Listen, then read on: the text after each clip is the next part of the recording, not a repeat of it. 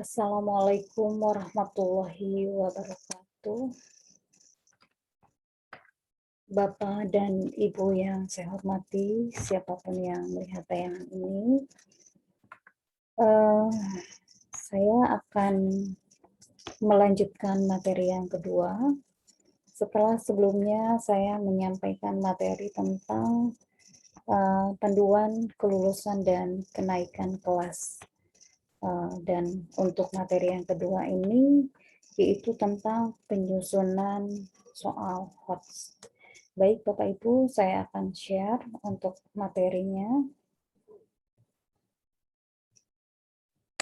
Ya, materi ini sebenarnya sudah diberikan pada saat pembinaan tanggal 10 bulan Maret 2021 jam 13 di wilayah kerja saya di KKM MTSN 15 Ciamis dan sebagian KKM MTSN 1 Ciamis. Cuma karena trouble ya, ada gangguan sinyal juga teknis, jadi seperti yang saya janjikan, saya akan video ulang begitu supaya lebih jelas lagi. Baik Bapak dan Ibu yang saya hormati, sekarang kita membahas keputusan Direktorat Jenderal Pendidikan Islam nomor 781 tahun 2021 tentang petunjuk teknis penyusunan soal Higher Order Thinking Skill atau HOT di madrasah. Oke, tidak ada sesuatu tanpa alasan tentunya. Begitu juga kebijakan soal HOT. Nah, ini terjadi karena hasil studi International Program for International Student Assessment tahun 2015 dan 2018 itu menunjukkan bahwa prestasi literasi membaca, kemudian literasi matematika, literasi sains yang dicapai peserta didik Indonesia itu masih rendah. Nah, ini dibuktikan dengan kurangnya atau rendahnya dalam memahami informasi yang kompleks, kemudian teori, analisis, dan pemecahan masalah, kemudian pemakaian alat, kemudian prosedur dan pemecahan masalah, serta dalam hal melakukan investigasi. Untuk itu, Direktorat Jenderal Pendidikan Islam menyusun petunjuk teknis penulisan soal HOT ini. Nah, ini diharapkan ini mampu untuk mendorong meningkatkan kemampuan berpikir tingkat tinggi, kemudian meningkatkan kreativitas serta membangun kemandirian peserta didik untuk menyelesaikan permasalahannya. Oke, kita lanjutkan dengan pendekatan penilaian. Ada 3 pendekatan. Yang pertama, assessment of learning, yaitu penilaian setelah proses pembelajaran, baik itu pada saat itu ataupun di periode tertentu. Kemudian, assessment for learning itu penilaian selama pelaksanaan pembelajaran. Kemudian, assessment as learning itu sebenarnya tidak jauh berbeda dengan assessment of learning, hanya disertai dengan self-assessment atau penilaian diri dan penilaian antar teman. Selanjutnya ini adalah prinsip penilaian. Kita tentunya harus menjunjung tinggi keadilan dengan memegang prinsip penilaian itu. Yang pertama adalah sahih, kemudian objektif, adil, terpadu, terbuka, kemudian menyeluruh dan berkesinambungan, kemudian sistematis, kemudian beracuan pada kriteria, serta akuntabel. Selanjutnya adalah komponen-komponen yang diperlukan dalam sebuah kisi-kisi itu disesuaikan dengan tujuan tes. Tentunya sebelum membuat soal kita harus punya kisi-kisi dulu, dan kisi-kisinya harus yakin dulu. Ya, ini adalah contoh format kisi-kisi soal. Yang pertama adalah nomor, kemudian kompetensi dasar, kemudian indikator pencapaian kompetensi, kemudian materi, indikator soal, level kognitif, bentuk soal, dan nomor soal. Ya, seperti tadi yang saya sampaikan, ini buat kisi-kisi harus yakin dulu, karena pada dasarnya kualitas soal itu tergantung dari kualitas kisi-kisi begitu ya. Kita lanjutkan. Untuk level kognitif, level 1 adalah mengingat dan memahami, itu C1 dan C2. Kemudian level 2 itu mengaplikasikan atau C3. Kemudian level 3 adalah menganalisis atau C4, mengevaluasi adalah C5, dan mencipta adalah C6. Jadi terdiri dari 3 level kognitif. Nah, dalam menentukan level itu harus jelas dan tepat gitu. Misalnya level 1 atau L1 strip C1 atau C2, ya milih yang mana pasnya. Atau level 2 strip C3. Kemudian L3 strip apakah C4, C5, C6 gitu. Jangan sampai tidak nyambung. Misalnya level 2 strip C4. Nah, itu namanya tidak nyambung. Nah, mudah-mudahan ini dengan penjelasan ini lebih jelas begitu. Selanjutnya, ini ada kata kerja operasional yang bisa membantu Bapak Ibu dalam menyusun soal. Misalnya untuk C1 atau mengingat, kata kerja operasionalnya adalah menyebutkan, kemudian menunjukkan, memilih, mengidentifikasi.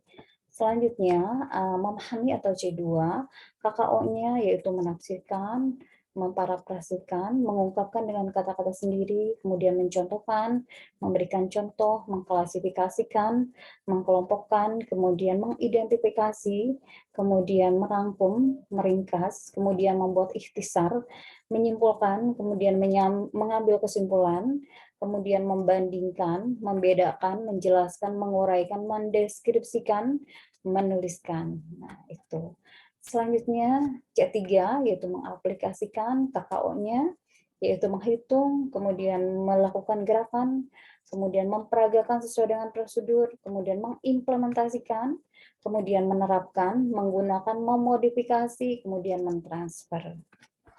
Selanjutnya KKO untuk C4 yaitu menganalisis, yaitu membedakan, menganalisis perbedaan, mengorganisasikan, membuat diagram menunjukkan bukti, kemudian menghubungkan, menganalisis kesalahan, menganalisis kelebihan, menunjukkan sudut pandang.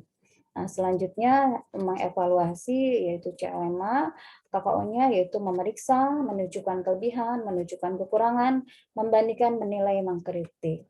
Selanjutnya mencipta atau C6, KKO-nya adalah merumuskan, merencanakan, merancang, mendesain, memproduksi, membuat. Nah, itu jadi KKO itu akan sangat membantu rekan-rekan guru dalam membuat soal. Selanjutnya, nah ini sama dengan yang tadi ya. Ada 3 level, hot, mod, dan lock ya. Kita lanjutkan dengan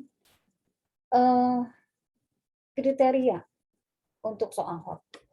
Yang pertama edukatif, tentunya mendidik dan menghindari dari hal-hal yang negatif. Kemudian yang kedua harus menarik, itu disertai dengan gambar, label, foto, kemudian rumus, teks drama, dan lain sebagainya. Kemudian harus inspiratif, yaitu mampu mengembangkan imajinasi dan anak juga akhirnya jadi ingin tahu gitu. Kemudian yang keempat adalah kekinian, kontekstual, yaitu dengan kondisi yang terbaru dan terimplementasikan dalam kehidupan sehari-hari. Karena salah satu ciri soal hot itu kan terimplementasikan dalam kehidupan sehari-hari. Kita lanjut. Karakteristik soal hot. Nah, ini ada 3. Yang pertama, mengukur kemampuan berpikir tingkat tinggi. Ya. Dan yang kedua, berbasis permasalahan kontekstual. Nah, di Juknis itu ada perbedaan antara asesmen tradisional dan kontekstual. Nah, ini untuk tradisional, peserta didik cenderung memilih respon yang diberikan. Sedangkan yang kontekstual itu peserta didik mengekspresikan respon, beda kan ya, jelas. Kemudian yang tradisional konteks dunia kelas atau buatan, sedangkan yang kontekstual konteks dunia nyata atau realistis gitu. Dan terimplementasikan dalam kehidupan sehari-hari kan ya kalau realistis. Selanjutnya, asesmen tradisional umumnya mengukur aspek ingatan, Sedangkan kontekstual itu mengukur performansi tugas, ya, jadi berpikir tingkat tinggi. Kemudian asesmen tradisional terpisah dengan pembelajaran, sedangkan asesmen kontekstual itu terintegrasi dalam atau dengan pembelajaran. Selanjutnya, asesmen tradisional, pembuktian tidak langsung dan cenderung teoritis, sedangkan asesmen kontekstual itu pembuktiannya langsung melalui penerapan pengetahuan dan keterampilan dalam konteks nyata. Lagi-lagi, seperti tadi saya katakan, bahwa terimplementasikan dalam kehidupan sehari-hari. Selanjutnya, karakter yang ketiga adalah menggunakan bentuk soal beragam. Jadi tidak hanya uraian, tapi juga multiple choice atau mencocokkan. Itu bisa seperti itu. Nah, selanjutnya ini adalah contoh soal untuk hot. Oke, mari kita sama-sama untuk melihat, membaca, dan menganalisis ini soal untuk level apa. Di antara bakteria berikut yang dapat menimbulkan sakit perut atau diare pada manusia adalah, enggak bisa dijawab? Ada yang mau jawab? Oh, enggak ada, karena sekarang saya sendiri. Kalau tadi diikuti oleh sekitar 65 orang, 70-an lah, 70 orangan. Nah, sekarang saya sendiri. Untuk itu, karena tidak ada yang menjawab, maka saya akan menjawab sendiri.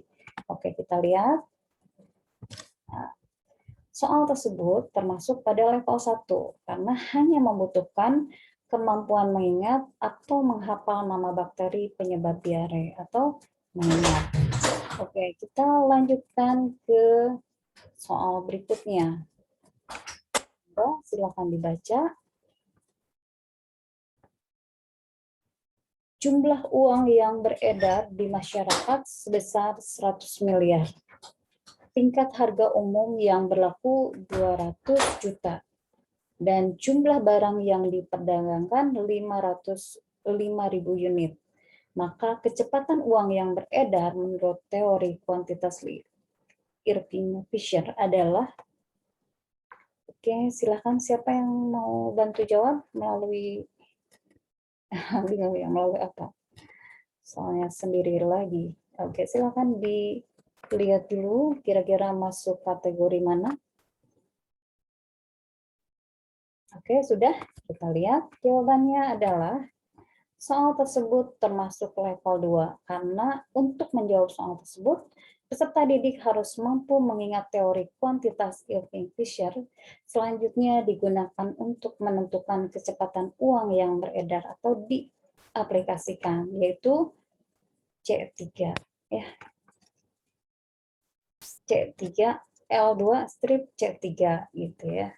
Oke, kita lanjut ke soal berikutnya. Nah, ini rupanya soal pendidikan jasmani. Seorang pemain penyerang melakukan serangan ke gawang. Pemain yang bertahan berupaya untuk mempertahankan daerah pertahanan dan merebut bola. Penjaga gawang berupaya agar gawangnya tidak memasukkan bola. Saya salah terus ya, kenapa? Perhatikan gambar berikut, tapi gambarnya nggak ada ya. Mohon maaf, ini gambarnya kelewat ya, karena saya agak terburu-buru tadi bikin PowerPoint-nya, mohon maaf. Kita lanjut. Dalam merancang strategi pertahanan, pemain-pemain manakah yang harus merebut bola untuk menutup ruang apabila pembawa bola menuju ke arah pertahanan bagian kanan? Oke, kira-kira masuk level apa? Oke, kita pikirkan dulu ya. Oke, gimana sudah? Kalau sudah, kita lihat jawabannya. Oke, soal tersebut termasuk level 3 untuk penalaran, ya. Karena untuk menjawab soal tersebut, peserta didik harus mampu mengingat dan memahami materi faktual, konseptual, dan prosedural. Sehingga teknik bertahan serta mampu menggunakannya dalam permainan sepak bola. Selanjutnya, dengan melakukan analisis terhadap situasi atau stimulus yang diberikan kepada peserta didik, mampu menentukan strategi bertahan dengan tepat, menggunakan konsep teknik bertahan dalam permainan sepak bola. Tentunya ini guru penjaskes ini lebih paham ya. Ini maksudnya level 3 untuk penalaran. Oke, kita lanjutkan untuk soal berikutnya. Nah, ini soalnya agak panjang, silakan dibaca dulu.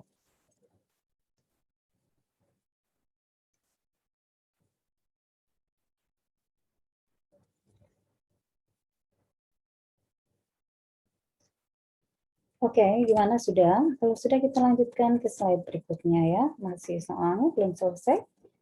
Oke, jika omset penjualan lebih dari 10 juta, maaf, maka toko-toko tersebut mendapatkan bonus 100.000 dan berlaku untuk setiap kelipatan 1 juta. Dari masalah di atas, maka dapat disimpulkan bahwa, oke, kira-kira masuk kategori mana? Silakan dipikirkan dulu. Gimana, sudah? Oke, kalau sudah kita lihat jawabannya. Oke, oh enggak ada jawabannya.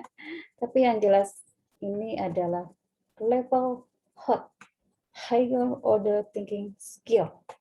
Oke, level 3 ini ya. Kita lanjut ke bahasan berikutnya. Hal-hal penting yang harus diperhatikan dalam penulisan soal. Yang pertama, soal tidak boleh menyinggung suku, agama, ras, antar golongan, atau sara. Yang kedua, soal tidak boleh bermuatan politik, pornografi, promosi, atau instansi. Jadi promosinya nggak boleh promosi produk komersil dan nggak boleh promosi instansi.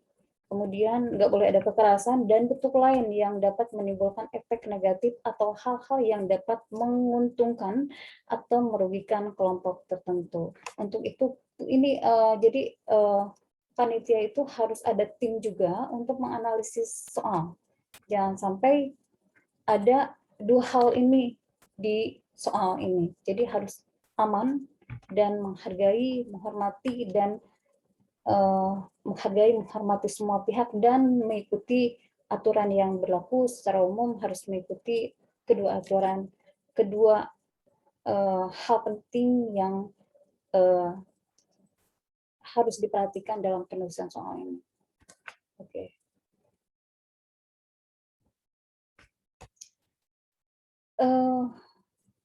Bahasan sudah cukup.